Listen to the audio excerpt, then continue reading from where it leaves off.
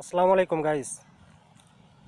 আপনি তো বিয়ে করতে গেছেন দামি দামি গাড়ি নিয়ে, লক্ষ লক্ষ মানুষ নিয়ে, কিন্তু আমি কিন্তু বিয়ে করছি মাত্র একটা বাইসাইকেলে করে চড়ে।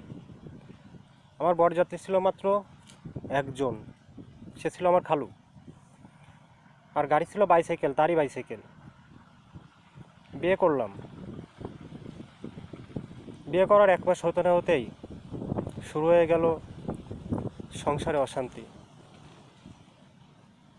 চুরি হলো আমার 5,000 টাকা। এই টাকার খবর জানতো আমার মা আর আমার বউ। সবার কাছে জিজ্ঞাসাবাদ করার পরে কেউ স্বীকার যায় না, কোনো প্রমাণও নাই। আমি কাকেই বা দোষারোপ করব? কেউ আমার বউ, কেউ আমার মা, কেউ আমার আব্বা, কেউ আমার ভাই।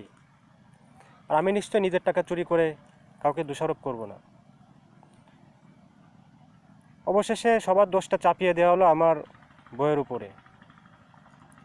আমি নিরুপায়, কাউকে কিছু বলতে পারতেছিলাম না, কারণ আমি জানতাম যে আমার বউ এই কাজ করতে পারে না। কারণ তার বিয়ে হয়েছে তো মাত্র 1 মাস, 1 বছর হয়নি, 1 মাস হয়েছে। এই 1 মাস বিয়েতে সে এত বড় কাজটা করতে পারবে না।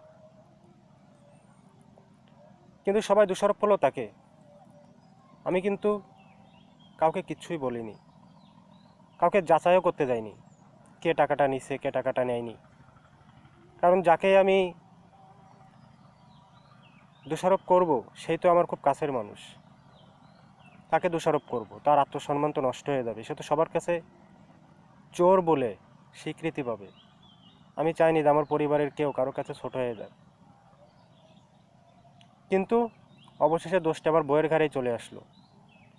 শুরু হয়ে গেল অশান্তির মূল পদক্ষেপ। প্রথম কারণ, এখান থেকে একটার পর একটা সমস্যা শুরু হলো। আমাদের ভিতর খুব ভালো সম্পর্ক ছিল।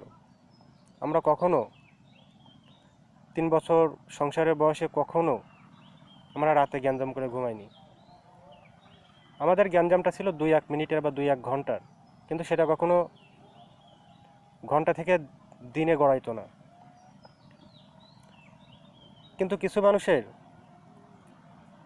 ভুল পরামর্শে মন ঘুরে যায়। এখনও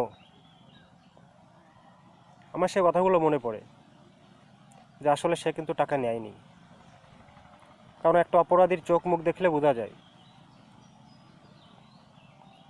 আর অবশ্যই এই পরবর্তী ভিডিও আপনাদেরকে দেব, আপনারা নিশ্চয়ই